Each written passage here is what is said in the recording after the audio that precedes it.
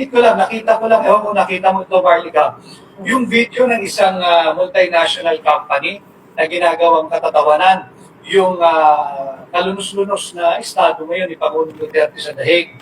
May nagtanong, hindi ko lang naitabi, na may tuturing daw ba OFW yung mayor na nakakulong na nagsisilbi ng kanyang oras at panahon sa Dahig.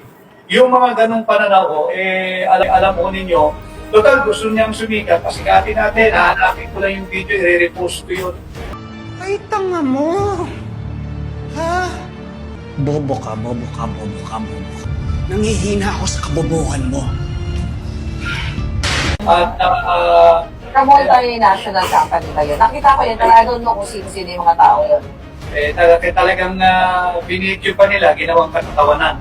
2 hours later.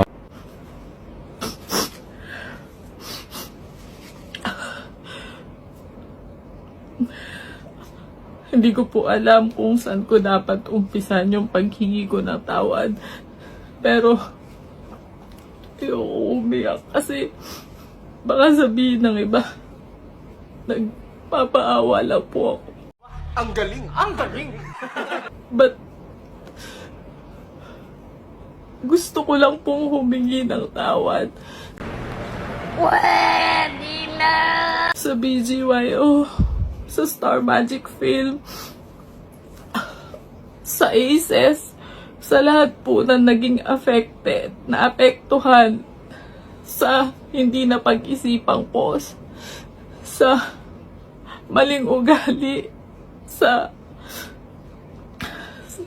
pinost ko po na hindi pinag-isipan. Alam ko po, hindi ako pwede magrason na hindi ko pinag-isipan yung post ko.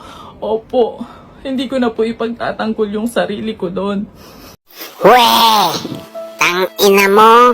Alam ko po, nagkamali ako. Tinatanggap ko po na nagkamali ako. And humihingi po ako ng tawad. Weh! Hindi nga!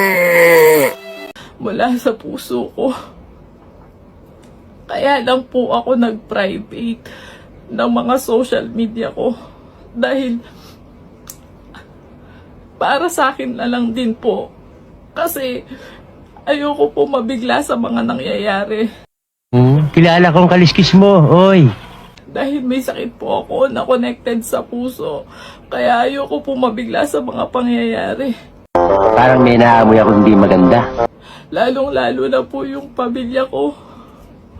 Ayoko pong madamay sila sa ganito. Hindi.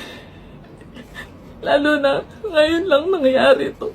Yung mama ko may sakit pa po sa puso. Hindi totoo yan. Bola lang yan. Kaya ko, please lang po, kung meron po kayong dapat, ako na lang po. Gunggong! Barinig kita sa mukha eh! Huwag niyo na po. Huwag niyo na po tama yung pamilya ko. Ako na lang po sa akin na lang po lahat. Kaya ako lang naman po nagawa. Sa totoo lang po,